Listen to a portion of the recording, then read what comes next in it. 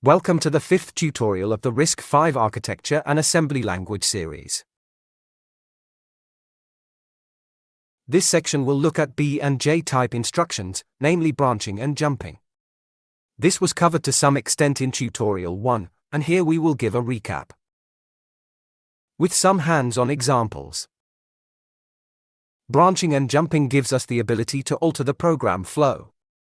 This is the basis of decision-making, and it's akin to for next and do until loop constructs that are found in higher-level languages. Recalling the format of the B-type instruction, we can see the breakdown of the bit fields. The format here is branch on some condition which compares registers. If the condition is met, then the flow will branch to a destination specified in the immediate field. Since the addresses are aligned on even boundaries, the least significant bit of the immediate field will always be set to 0. This means there is no need to waste a bit recording its value. Instead, its bit position can be used to record an extra immediate bit. Our range is then 2 to the power of 13, giving a wider range. An example is branch not equal. Here branch if T0 is not equal. Here branch if to register X0 to the label put it. The bit field for this instruction is hex FE029AE3, as shown above.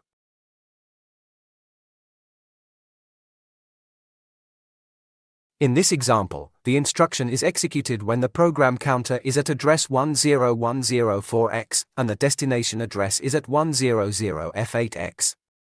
We can see immediately that since the destination address is lower than the current contents of the broken counter, the branch will be backwards. Referring to the earlier diagram, the immediate value is binary 1111111010.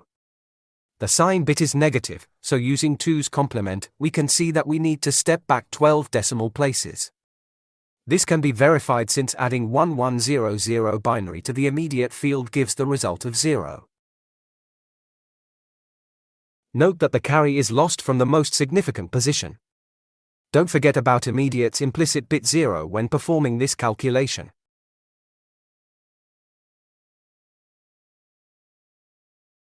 Next, we'll look at the J-type instructions. The example shows the instruction JAL0 mylabel. In this example, the program counter is at hex 100C0, and the label itself is at hex 100D4, which is a forward jump. Now J-type instructions do not depend on any particular condition, and therefore they are unconditional by nature. Jump instructions can go to a particular region of the program, and they may or may not require returning to the location where they jumped from. One situation would be if the program required input from a user, it would then jump to the input routine, load the user's data, and then return to continue processing. If a jump was made to a program's exit point, then it would have no need to remember where it was prior to the jump instruction. The instruction JAL jump and link will jump to an address and store the return location. There are 20 bits, including implied bit 0, available for the immediate bit field of JAL. The RA return address register is normally used to hold the return address, which is the address of the current program counter plus 4, which means that this points to the next instruction to be executed. The pseudo instruction J can be used, which equates to jump and link 0 register to immediate. Now, since the 0 register is hardwired to be 0, the return address is not stored. There is also a jump and link register instruction which is similar, but used as a register with an offset rather than the large immediate field used with JAL. Here, the regular I-type 12-bit immediate field is used as the offset. The instruction RET return equates to JALR X0 with the RA register. So it jumps to the value stored in the RA register since the offset was 0, and we used X0. Now, a note here about the disjoint immediate fields in RISC-V. The reason that this is done is actually fairly smart. It does this to keep most of the fields consistent across the different instruction types. R and B type most commonly use bits 24 through 20 for source register 2 and bits 19 through 15 for source register 1. Bits 11 through 7 is the common bit field designation for R-type, I-type, and J-type instructions, and this consistency will allow for simpler instruction decoding. A summary of the JAL and JAL-R instructions is shown here. Note that JAL uses program counter relative instructions to generate position-independent code. Since the code works with addresses relative to the counter, the code is agnostic as to where it's placed in absolute memory.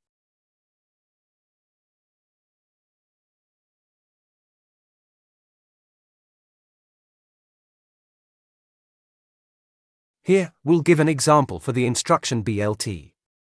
This will perform a branch if the source register 1 is less than source register 2 with an offset. Other comparison operators are shown along with their complementary unsigned variants. Using the JAL instruction with the 0 register will not store the return address, so JAL0 my label will unconditionally jump to the label without storing the return address since X0 is not writable. This could be dangerous if a subsequent return was issued. JAL differs in that it uses a target address made up of a register plus an offset. The instruction JALR0 with an offset of 0 for the RA register will simply return the address in the RA register. A summary of the actual and pseudo branch equivalents is shown D here along with the jump instructions. The listing will illustrate how to use a loop counter to generate squares for the first 20 integers, and we're going to cover this using GDB in the hands-on section. So you can look at the code beforehand and see if it makes sense. There is a program flowchart coming up which we'll cover. So the diagram illustrates the flow of the squaring program. This may be of some help. The first event is to jump to the called squareIt. That's event 1. Once this has been completed, the return instruction, at event 2, will cause a jump back to the next instruction after the initial jump to squareIt, where it continues processing.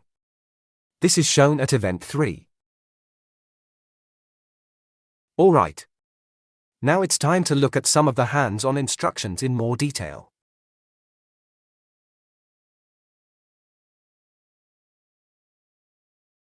First of all, let's just have a look at the program listing shown.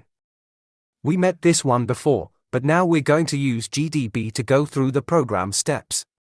We're going to set up a counter here with a value of 20 decimal in register T0. Next we'll initialize register T1 with the value 1, and then we're going to keep incrementing this value until we reach the value 20 corresponding to the 20 integers that will be squared. Ts will introduce branching by performing a comparison with the branch if less than instruction, and we'll also show branch if less than and link. JAL instruction with the return address stored in the X1 RA register. After the program has calculated the squares, it will return using the jump and link register JALR instruction. So as we start working through this, we'll calculate the squares of the numbers right up to 20, and each calculated square will store the values in the address of the location, store squares. Let's exit out of the editor. And we'll assemble it and link it using the make target file script that we covered in an earlier tutorial. And now we'll run GDB.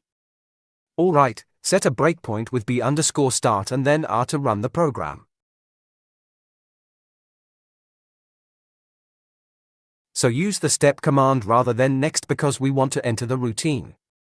The first part sets up the T0 register with the value 20.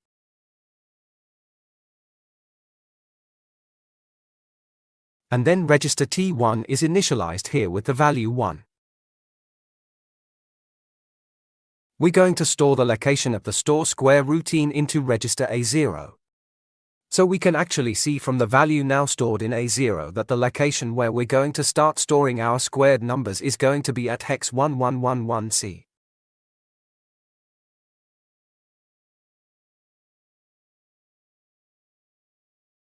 So now we've entered the routine which came from the jump and link instruction. Note that the RA register is used here to store the return address. So we have now jumped to the squareIt routine. And if we look at the address held in the RA register, it is hex 100FC. So this is where we are going to jump back to after the squareIt routine has finished. Okay, we're in the routine to square the numbers. We multiply the contents of T1 by the contents of T1 and put the result in T2. So initially, T1 has the value 1. So this is going to simply multiply 1 by 1 and put the value into register T2. So there's T2 shown here. And you can see that it holds the value 1. Now we're going to store this value as a half word consuming 2 bytes. That's what store half word sh instruction does, placing the value held in T2 into the memory address pointed to by A0 with an offset of 0. Now we do not want to overwrite this value with the next result, so we bump up the pointer by 2 so that it will point to the next half word location. We're incrementing by 2 since we are using 2 bytes to store each of these results. At this time we're pointing to the first location in store squares plus 2. You can now see that since A0 is pointing to the next storage address. After this then, we want to increment T1.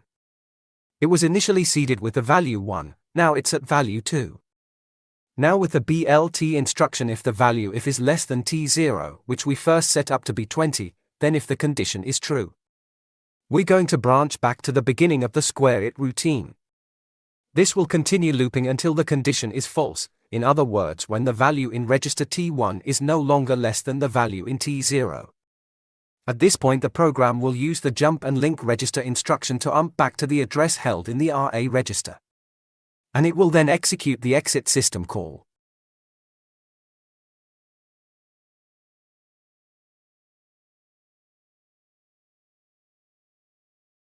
So we'll continue with a few iterations and we'll skip the next few cycles and we'll return when the program has calculated all the squares. Okay.